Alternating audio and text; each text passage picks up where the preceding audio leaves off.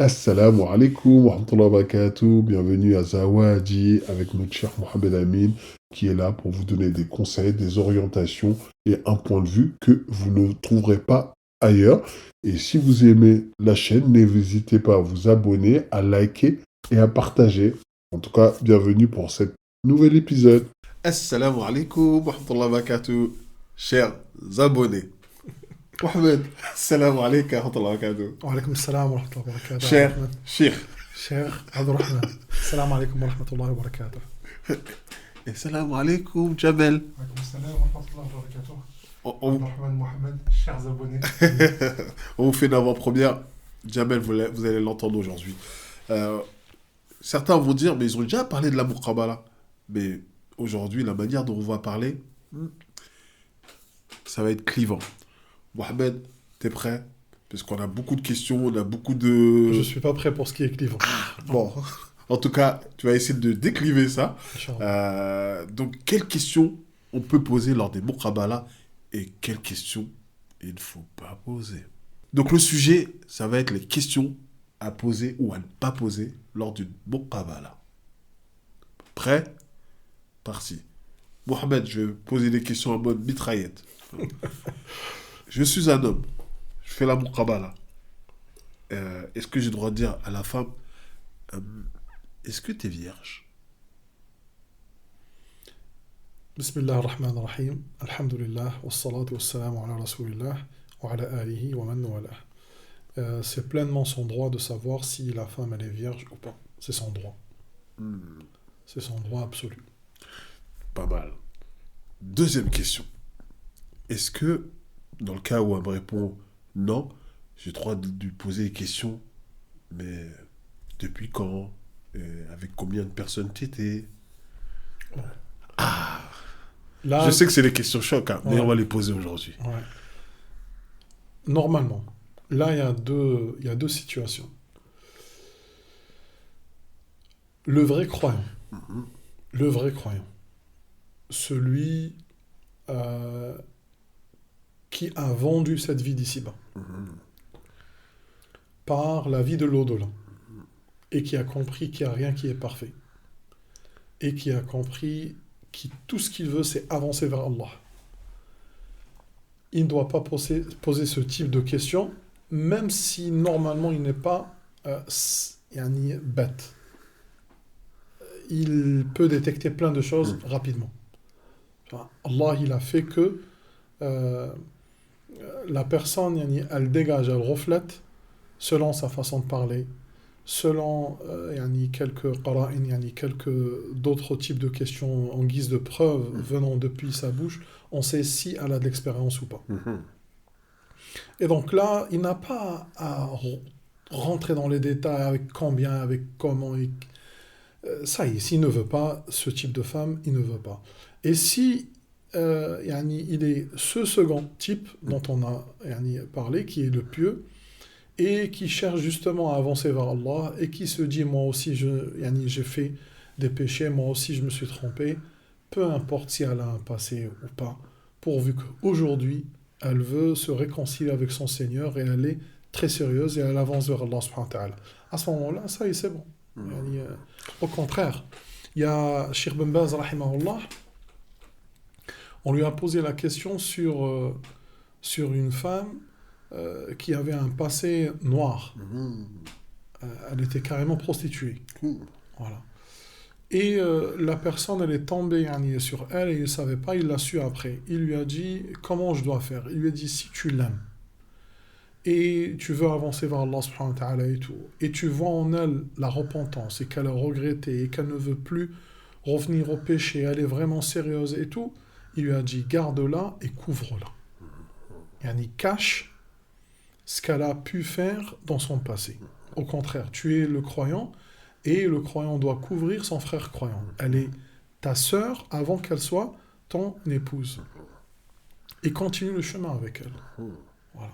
Mais si on voit que cette femme-là, elle n'est pas sérieuse, genre oui, et puis alors, et puis, tu vois, elle s'en vante de ce qu'elle a pu faire, là non, là ça veut dire qu'il y a une perversité qui est cachée, grave, tu vois.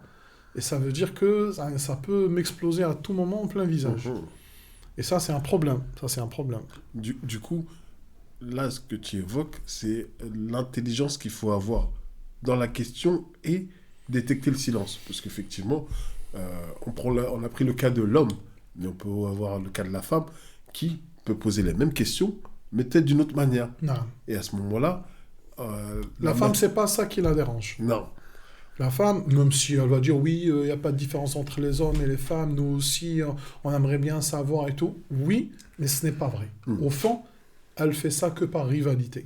Mais la femme, ce qui la dérangerait plus, s'il a un antécédent, par exemple, prison, crime, il a des grosses dettes, il a des problèmes avec des criminels, il est poursuivi, il a été en prison, il y a un dépôt de mandat sur lui dans tel ou tel pays. Ça, c'est des secrets lourds qui peuvent peser pour la femme. Mais qu'il ait des rapports avec d'autres femmes dans le passé, ça ne la dérange pas autant que ce que je viens de citer. Par contre, l'homme, non. L'homme, il ne cherche pas à savoir si elle a un mandat d'arrêt. Parce que généralement, elle n'a pas ça. Il ne cherche pas à savoir si elle travaille dans la drogue. Parce que généralement, elle n'est pas dans ça, même s'il y a beaucoup de femmes qui sont dans ça. Lui, ce qui l'intéresse, c'est son honneur. Cette femme-là, c'est mon honneur. Je l'ai choisie parmi toutes les femmes. Je veux qu'elle soit mon honneur. Et donc, est-ce qu'elle est habilitée à représenter, à incarner justement mon honneur que je défendrai jusqu'à ma mort ou pas?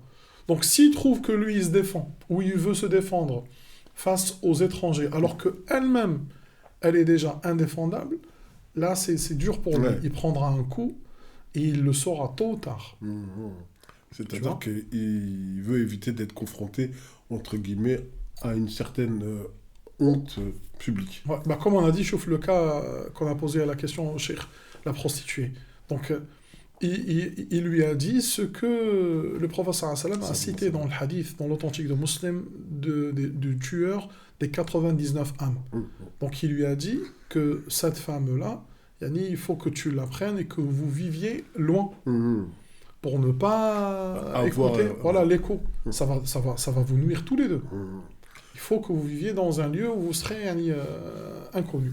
Et la manière dont tu as évoqué les sujets qui pouvaient déranger la femme, d'une certaine manière, si on peut comprendre, elle aussi, elle ne voudrait pas que dans le futur, proche ou lointain, elle aille faire face à une situation où son mari, on l'emmène en prison parce qu'on a découvert qu'il y a 3 ans, 4 ans, et là, elle se retrouve avec ses enfants. C'est pénible. Voilà. Bien sûr, tout le monde aspire à vivre une vie paisible et convenable. Donc, si elle aussi, elle découvre que son époux lui a caché, même si lui aussi, il dit j'allais résoudre mon problème tout seul, ou ça, c'est mon passé, c'est mon passé, ma vie, c'est ma vie. Non, c'est pas vrai.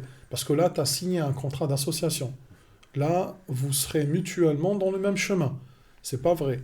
Et pire que cela, c'est que tu as signé un contrat avec sa famille. C'est-à-dire les deux familles se sont liées et le couple aussi, les deux partenaires se sont liés. C'est pas vrai, tu es obligé de me dire ce qui peut me nuire. Ça, oublie maintenant le couple et supposons on est dans une association de business. On est 2 businessmen, on a misé 1 million d'euros tous les deux. Tu peux pas venir alors que je sais que tu as des grosses dettes ou tu as des problèmes d'impôts. Et on va miser, voilà, tu m'as dessiné, je sais pas quoi, dans le virtuel, et j'ai misé avec toi. Une fois j'ai misé, les impôts sont tombés sur nous, et voilà. Maintenant, on est tous les deux dans le bateau. Et c'est pareil. Dans le couple, il faut avoir une certaine transparence à un certain seuil. À un certain seuil. Et c'est dans ce seuil-là, une certaine limite, et dans cette limite-là que beaucoup se trompe. C'est-à-dire, il voit que la fille n'a rien, elle lui a dit qu'il n'y a rien, et là, je vais répondre à une deuxième question que tu n'as pas posée, mais que tu risques peut-être de poser. Comme on a dit, jusqu'à quelle limite? Tu vois? C'est-à-dire, la fille, elle est normale, ou le garçon est normal, elle lui dit mais t'es sûr que t'as pas de passé et tout? Il dit non, mais raconte-moi toute ta vie dans le passé. Donc en mode fouine. Là, t'es en train de chercher le problème. Voilà, après le problème. Et là, c'est pas bon. Et c'est là où quelques-uns ou quelques-unes disent oui, il est venu faire mon qabala, le gars il est venu, on dirait, un inspecteur de police. Il a voulu tout savoir, c'est pas normal. L'audition. Ouais. Donc oui, il y a des questions qui doivent être posées, mais il y a une certaine limite. La limite, qu'est-ce qu'on peut dire? La limite, elle est au niveau de... À quel âge tu as perdu ta virginité? Ça sert à quoi de savoir si c'était à 15 ans ou à 20 ans? Tu sais qu'elle l'a perdu. Dès que tu l'as vu, tu as compris. Ouais. Pas besoin de rentrer dans les détails. Pourquoi tu lui demandes si c'était à 15 ans ou à 20 ans? Pour savoir combien de fois, depuis 15, ça ne veut rien dire. Il se peut qu'elle l'a perdu à l'âge de 15 ans parce qu'elle a été violée, et crois-moi, beaucoup, Yani, elles ont été violées, et elles ne le disent pas. Elles ne le disent pas parce que pour elles, c'est un tabou, parce que pour elles, ça va déchiqueter des familles, parce que pour elles, elle n'a pas le courage, tu vois, et ça ne sert à rien. Ça va faire beaucoup plus de bruit, on va la pointer du doigt, la société, elle n'est pas clémente, qu'autre chose. Les gens ne vont pas dire à la pauvre. Deux, trois, ils vont dire la pauvre. Ou même d'autres, ils vont employer le mot pauvre, mais dans le cœur, ouais, elle le mérite. T'as vu comment elle aussi, elle marchait avec son jean, et elle marchait avec son short, et elle faisait. Donc il y a beaucoup polémique, quoi. Voilà, il y aura trop de polémiques. Et des fois, c'est l'inceste. Elle a subi ça de son frère. Des fois, elle a subi ça de son père. Je ne suis pas en train de dire il ne faut pas le dire.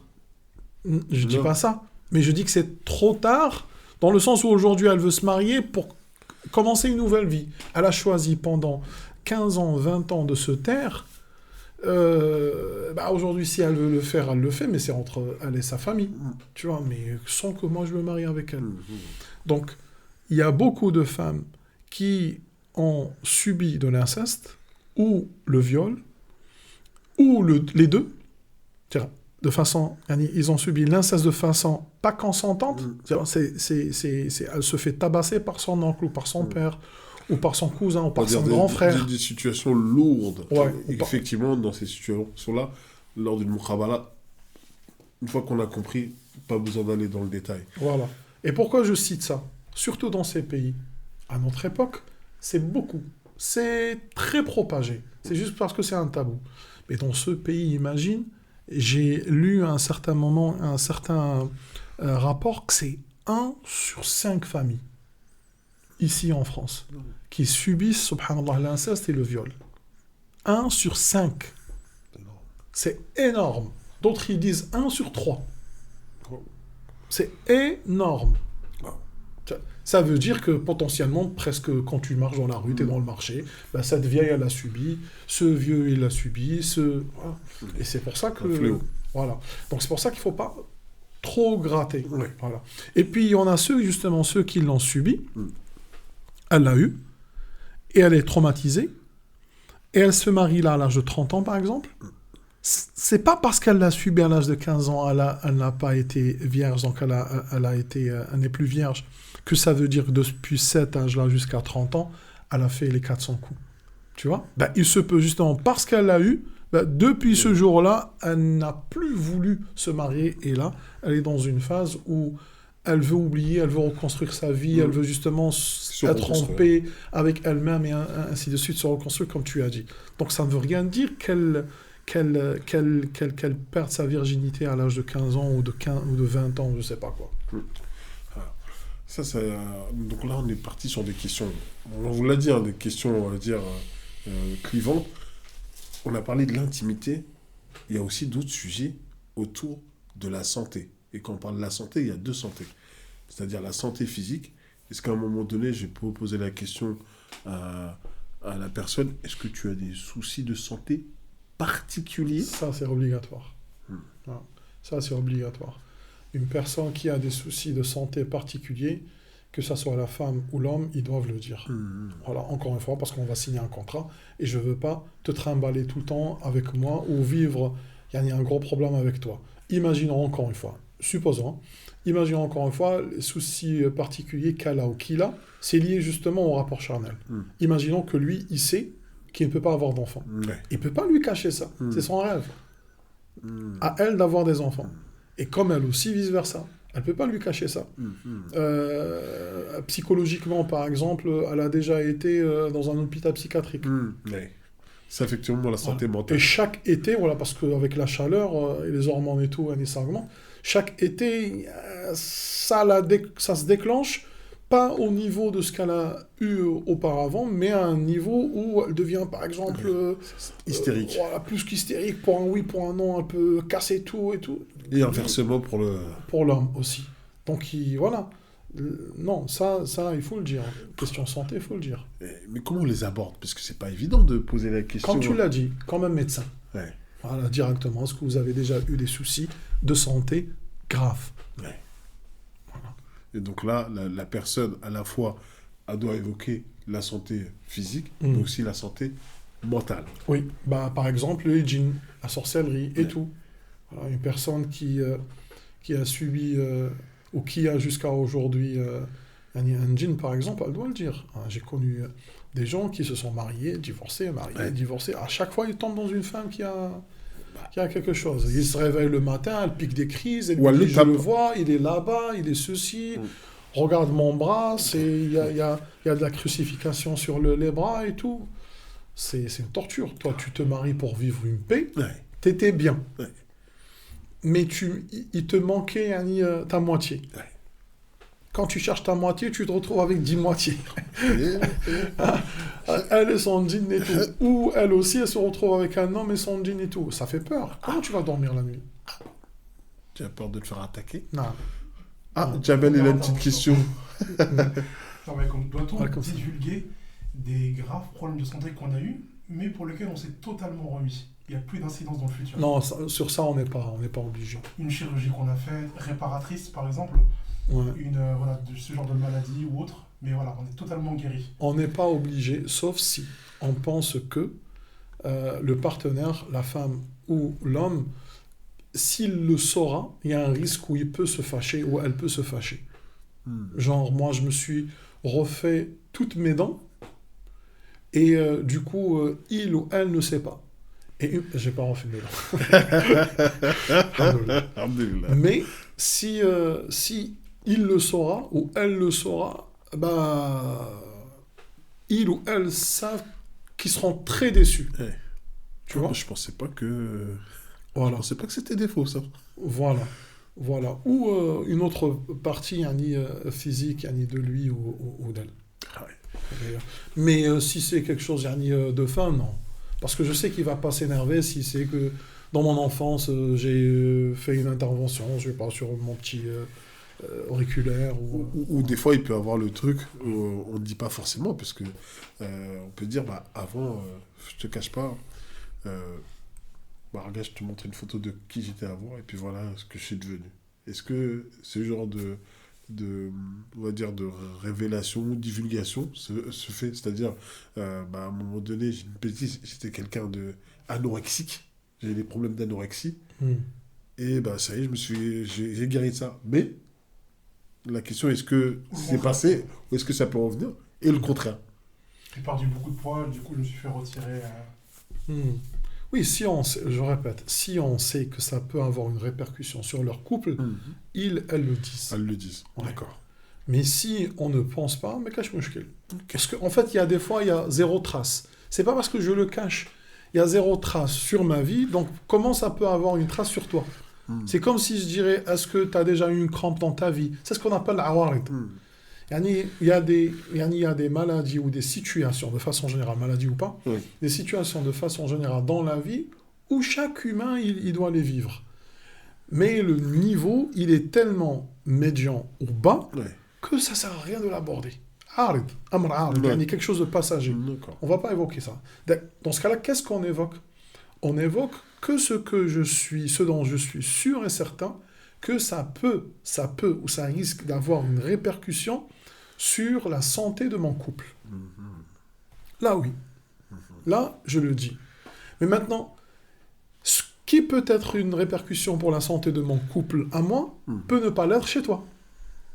Parce que toi, tu as jaugé cette femme, ou cette femme, elle a jaugé cet homme, et on a compris qu'il est très compréhensif, il est très ouvert d'esprit, très gentil, c'est pas ça qui va le déranger, donc ça sert à rien de lui dire. Et puis, dans d'autres, non, j'ai vu qu'il est... Je voudrais bien me marier avec lui, mais on dirait que c'est un nerveux. Hein. Ouais. où on dirait que c'est une nerveuse. Hein. Je sens que c'est une nerveuse. Ou susceptible.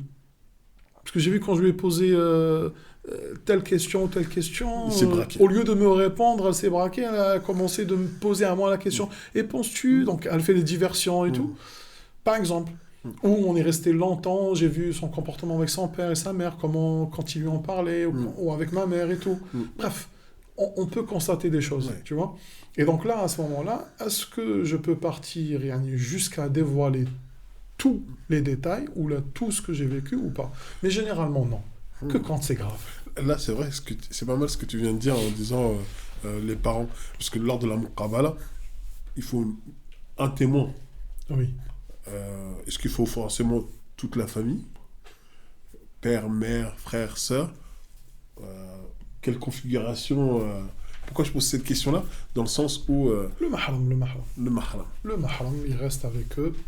Et il reste avec eux, c'est pas en écoutant le tout. Il reste avec eux, genre, voilà, le salon, il est grand, ou la chambre, elle est grande, bah, il les laisse un certain moment y parler, discuter, justement. Parce qu'il y a quand même des situations où c'est gênant pour la fille ou pour le garçon de les poser, et il se sent étranger face à sa famille. Donc il ne peut pas aborder les choses devant elle et devant lui. Et vice-versa.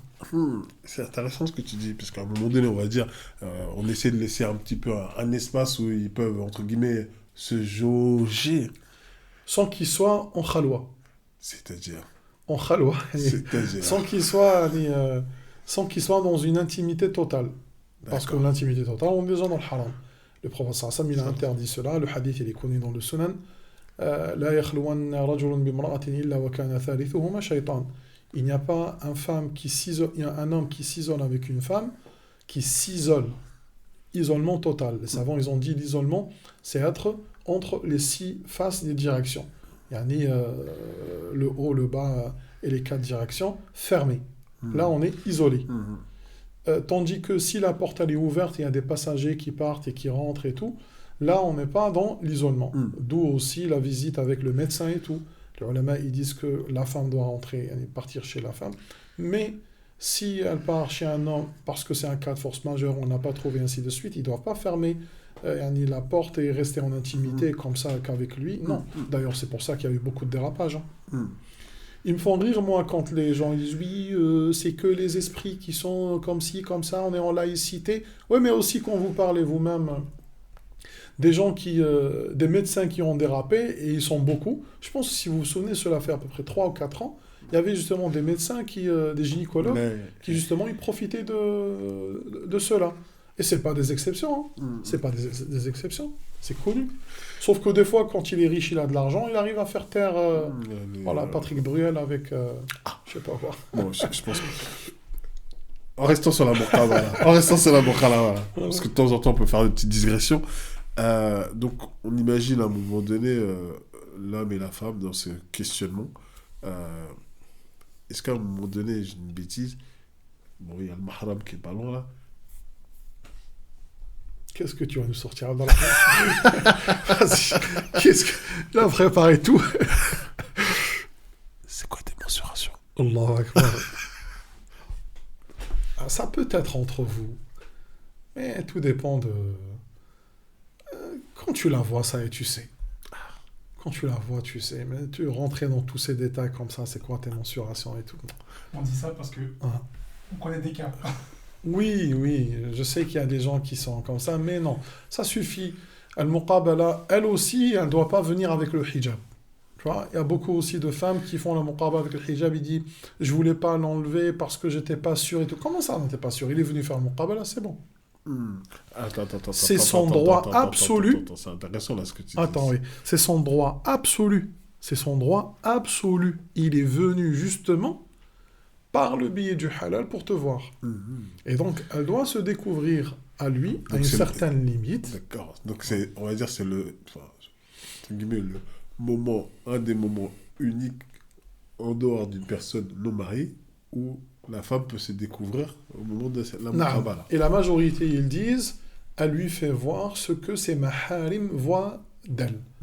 Yani ce que son père, son oncle, son frère et son époux et ses enfants peuvent voir d'elle. Donc, toi, ta sœur ou ton épouse, qu'est-ce que son père voit d'elle?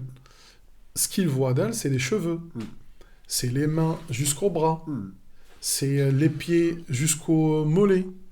C'est ça qu'il voit d'elle. D'accord. Donc, elle est avec une robe assez légère, voilà.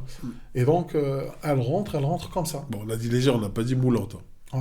Elle rentre comme ça. Non, c'est pas moulant, truc collé, truc bizarre et tout. Parce que ton père, logiquement aussi, il doit pas te voir comme ça, avec les traces de toutes tes formes et tout. Mais il voit, oui, dans le fiqh, il y a des ulama qui disent plus que cela. Mais c'est pas à elle de se dévoiler à lui. C'est-à-dire, lui, il a réussi à la voir, genre, entre parenthèses, il habite dans une certaine hauteur, et elle était dans la piscine, et il a pu la voir. Oh, mais là, c'était pas une muqabala. Et non, mais c'est ce qui l'a attiré à se marier avec elle. Ceci est toléré dans l'islam. Mais pas faire le pervers, le paparazzi à surveiller les gens et à surveiller les femmes. C'est pas ça. C'est que quand il l'a vue, parce qu'il voulait se marier avec elle, il l'a vue dans cet état, elle l'a attiré. Hein? يعني رأى ما يعني يجعله يعني يتزوج منها. Il a vu d'elle ce qui a pu l'attirer et lui attiser cet intérêt, cette attirance, cet amour et cet engouement à avoir une vie commune avec elle. De la même façon que l'homme, quelque part, comme tu viens de le décrire, désire voir la femme, sa future potentielle, la femme, de la même façon, elle souhaiterait voir cet homme. Est-ce que je dis une bêtise dans le moment où ils sont dans cette sorte de on va dire, on va pas dire isolement, mais de proximité? Est-ce qu'elle peut demander à l'homme, mets-toi debout, que je vois à 360, quoi. Généralement, l'homme, il fait pas ça parce que lui, il est visible, il n'est pas caché. Il porte pas le hijab. Elle, si on lui demande ça, c'est parce qu'elle porte le hijab, et son hijab, un vrai hijab, c'est un hijab qui cache justement le tout. Parmi ce qui cache, c'est les courbes, les formes. Mais l'homme, il est déjà dévoilé. Observable. Voilà. Donc, elle sait que quand il va sortir, voilà, elle va tout voir et tout. Là, on a abordé les aspects un peu, on va dire, assez intimes, assez extérieurs, assez cruciaux. Barakallahu fik, Mohamed, pour avoir répondu à ces questions, surtout la première qui n'était pas évidente. Et je pense qu'on va se retrouver pour une partie 2 sur laquelle tu pourras encore nous aider. Inch'Allah, pourquoi pas. Fika barakallahu, akhi Abdurrahman. Jazakallah khairan.